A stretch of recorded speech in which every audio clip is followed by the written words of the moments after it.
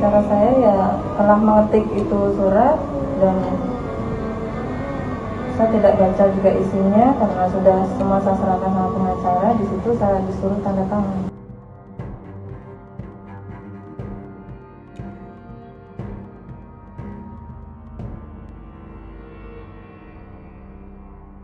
Guru Supriyani bongkar peran Samsudin ex pengacaranya dalam surat perdamaian dengan Aibda WH. Guru honorer Supriyani di Kabupaten Konawe Selatan, Sulawesi Tenggara, Sultra, mengungkap peran pengacaranya, Samsudin, dalam surat perdamaian yang sempat ditandatanganinya. Surat itu muncul saat pertemuan perdamaian dengan Aibda WH dan istrinya yang menjadi keluarga korban. Samsudin turut hadir dalam pertemuan yang digelar pada Selasa, tanggal 5 November tahun 2024, di Rumah Jabatan, Rujab, Bupati Konawe Selatan, Konsel. Pertemuan itu dilaporkan diinisiasi oleh Bupati Konsel Surunudin Dangga. Kemarin, 5/11, ya saya sudah ada panggilan ke Propam.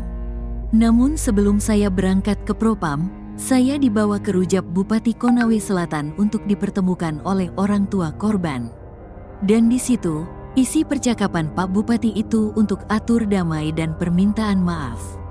Tapi bukan permintaan mengakui kesalahan. Andri sebut tak ada perdamaian.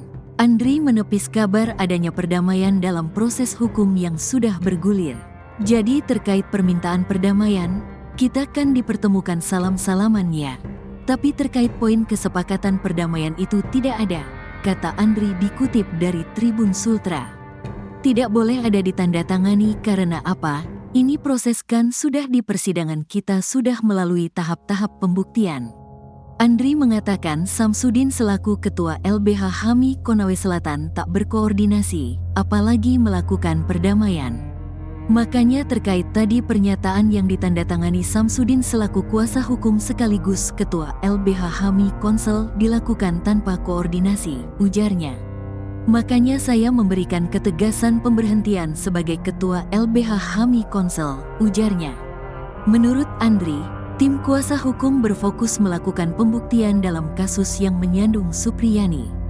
Intinya bahwa kita tidak sedang berdamai dalam perkara ini, karena kita fokus dalam pembuktian perkara. Supriyani mencabut surat. Berdasarkan surat tertulis yang diterima Tribun Sultra, Rabu, tanggal 6 November tahun 2024, Supriyani mencabut tanda tangan persetujuan kesepakatan damai. Pernyataan tertulis Supriyani ditandatangani di atas meterai 10.000 dan ditembuskan ke Majelis Hakim dan Jaksa Penuntut Umum Perkara, nomornya 104 Pit, Sus, 2024, PN Andulo, Bupati dan Kapolres Konawe Selatan. Menyatakan mencabut tanda tangan dan persetujuan saya dalam surat kesepakatan damai yang ditandatangani di Rujab Bupati Konsel tanggal 5 November tahun 2024. Karena saya dalam kondisi tertekan dan terpaksa dan tidak mengetahui isi dan maksud dari surat kesepakatan tersebut, tulis Supriyani dalam surat tersebut. Itu saya sudah ada panggilan ke Propam kemarin. Namun sebelum saya berangkat ke Propam itu, saya dibawa ke Rujab Kabupaten untuk dipertemukan oleh orang tua korban di sana. Dan di situ isi percakapan Pak Bupati itu ya untuk atur damai, permintaan maaf atur damai, tapi bukan permintaan mengakui kesalahan. Terus lu ke sana dipanggil sama Bupati atau dibawa sama pengacara? Iya, pengacara? dipanggil Pak Bupati. Tapi diarahkan sama pengacara, maksudnya dijemput sama pengacara? Iya, di sana kebetulan setelah saya sampai di kantor Rujab, ada pengacara Pak Samsudin yang datang juga di sana, dan saya disuruh pertimbangan itu, dan saya serahkan kepada pengacara saya. Betul, terkait isi surat itu sempat baca tidak? Tanda tangan? Tidak Pak, karena sudah saya serahkan sama pengacara saya. Apa kata pengacara waktu itu sebelum ditandatangani? di situ pengacara saya ya telah mengetik itu surat, dan saya tidak baca juga isinya karena sudah semua saya serahkan sama pengacara. Di situ saya disuruh tanda tangan. Menangis di pengadilan, Supriyani ngaku sudah berkali-kali minta maaf tapi tetap dipenjarakan. Guru Supriyani tak kuasa menahan tangisannya saat duduk di persidangan. Ia menangis di hadapan Hakim Pengadilan Negeri PN Andulo, Konawe Selatan, Sulawesi Tenggara, Sultra, Kamis, tanggal 7 November tahun 2024. Air matanya keluar kala ia menuturkan sudah meminta maaf ke Aibda WH dan istrinya NF, orang tua murid D dalam 5 kali mediasi sebelum kasus masuk ke persidangan. 5 kali juga Supriyani meminta maaf. Saya sudah 5 kali bertemu Pak Bowo, Aibda WH, dan setiap bertemu saya sampaikan minta maaf kalau pernah bikin salah selama mengajari anaknya, ungkap Supriyani, dikutip dari tribunNewsUltra.com. Ia menuturkan, permintaan maaf tersebut keluar bukan untuk mengakui kesalahan, namun supaya masalah bisa diselesaikan tanpa proses hukum. Karena setiap bertemu selalu disuruh minta maaf.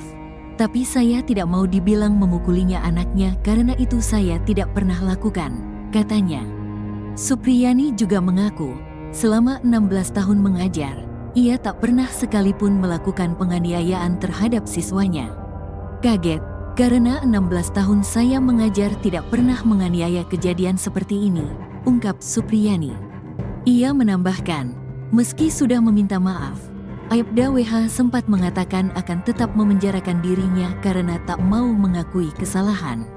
Ungkapan yang dilontarkan Aibda WH tersebut, lanjut Supriyani, keluar setiap ada mediasi. Sempat ada kata-kata dari Pak Bowo, saya tetap akan penjarakan kamu walaupun hanya sehari agar semua orang tahu kalau kamu salah, ungkap Supriyani. Supriyani bakal dituntut sesuai fakta persidangan.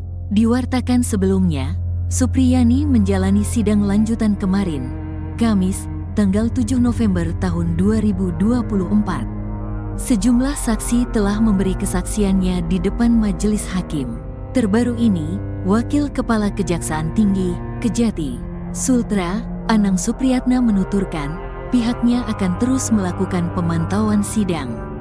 Terkait penuntutan kepada Supriyani, ia menuturkan hal tersebut tergantung pada fakta persidangan.